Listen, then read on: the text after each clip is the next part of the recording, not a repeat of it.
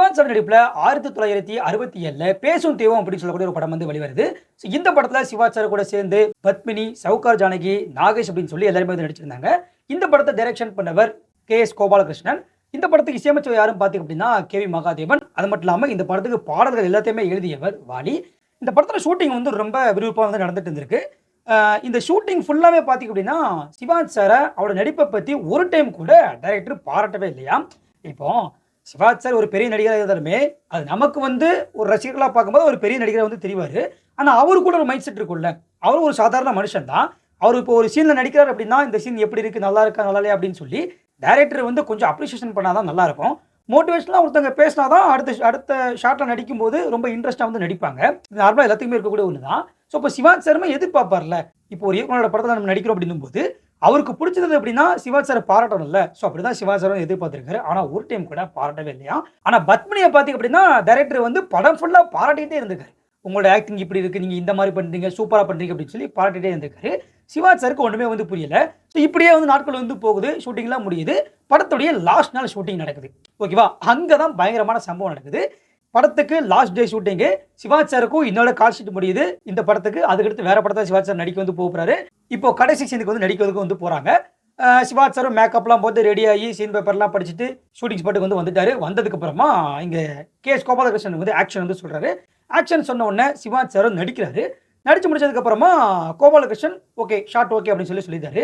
சொன்ன உடனே சிவாஜி சார் வந்து வெளியே வந்துட்டாரு. வந்ததுக்கு அப்புறமா அவருக்கு வந்து ஒரு மைண்ட் செட்ல ஒன்று தோணிட்டே இருந்திருக்கு. ஏன்னா படம் ஃபுல்லாவே வந்து டைரக்டர் நம்மளை பாராட்டவே இல்லை. ஒருவேளை நம்ம சரியா நடிக்கலையோ அப்படின்னு சொல்லி சிவாஜி சாருக்கு தோணிருக்கு. தோண உடனே கோபாலகிருஷ்ணன் போய் சிவாஜி சார் கேட்டிருக்காரு.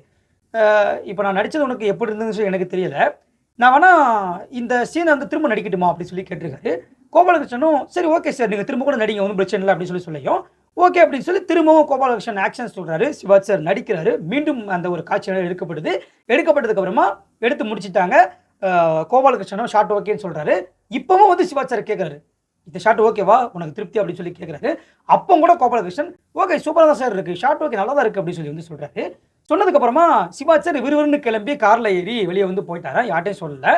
ஏன்னா இன்னைக்கோட ஷூட்டிங் வந்து முடியுது, கால் ஷீட்டும் முடியுதா. ஸோ நாளைக்கு வந்து அடுத்த படத்தோட ஷூட்டிங் இருக்கா, அதனால வந்து சிவாஜி சார் வேகமாக கிளம்பி போயிட்டாரு.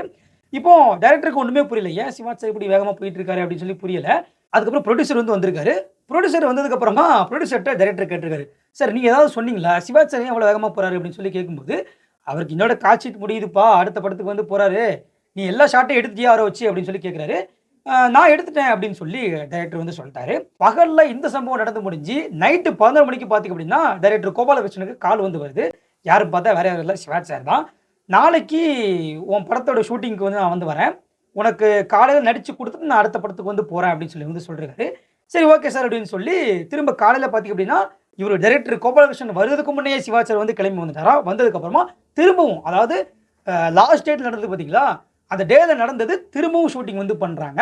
பண்ணி முடிச்சதுக்கு அப்புறமா சிவாஜி சார் பயங்கரமா நடிக்கிறாரு. இப்போ திரும்பவும் போய் கோபாலகிருஷ்ணன் போய் கேட்காரு, இந்த டைம் ஓகேவா கரெக்டா இருக்கா அப்படின்னு சொல்லி கேட்கும்போது கோபாலகிருஷ்ணனுக்கு அப்படியே கண் கலங்கிருச்சான். ஏன்னா இதுக்கு முன்ன வரைக்கும் சிவாஜி சார் நடிச்சது வேற, இப்போ காலையில வந்து சிவாஜி சார் நடிச்சு கொடுத்த விதமே வேற மாதிரி வந்து இருந்திருக்கு. இந்த ஒரு விஷயத்தை நீங்க நேத்தே பண்ணிருக்கலாம்ல, ஏன் இப்போ வந்து பண்றீங்க அப்படின்னு சொல்லி கேட்கும்போது அதுக்கு சிவாஜி சார் சொல்லியிருக்காரு பாருங்க, நீ படம் ஃபுல்லா என்ன பாராட்டவே இல்லை, ஒருவேளை என்னோட ஆக்டிங் கூட உனக்கு பிடிக்காம இருந்திருக்கலாம். நான் அதுக்காக என்ன பண்ணேன்னா என்னோட வீட்டில் கண்ணாடியில் போய் உனக்கு ஏற்ற மாதிரியே நடிச்சு திரும்ப திரும்ப பார்த்தேன்.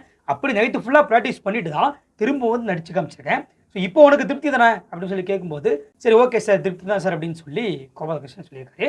கொஞ்சம் யோசிச்சு பாருங்க, சிவாஜி சார் அன்னைக்கு ஒரு பீக்ல இருந்த ஒரு நடிகர், அவர் நினைச்சிருந்தா வந்து இன்னைக்கு அவ்வளோதான், ஷூட்டிங்லாம் முடிஞ்சு போச்சு, கால் ஷீட்டு முடிஞ்சு போச்சு, அவ்வளோதான், அவர் வந்து வேற படத்துக்கு போயிருக்கலாம். ஆனால் அந்த டைரக்டருக்கு திருப்தியா இல்லை அப்படிங்கிறது மனசுல புரிஞ்சுக்கிட்ட சிவாஜி சார் திரும்பவும் நைட்டு வீட்டுக்கு போய் கண்ணாடி முன்ன நடிச்சு பார்த்துட்டு திரும்ப காலையில வந்து நடிச்சு கொடுத்து அதுக்கப்புறம் தான் அடுத்த படத்துக்கு வந்து போயிருக்காரு. இப்படி இன்னைக்கு தான் யாராவது பண்ணுவாங்களா கேட்டிங்க அப்படின்னா அது கண்டிப்பா இல்லைன்னு தான் சொல்லணும். இந்த மனிதனுடைய டெடிகேஷனை பாருங்க, சினிமா மேல அவருக்கு கூடிய மரியாதையை பாருங்க.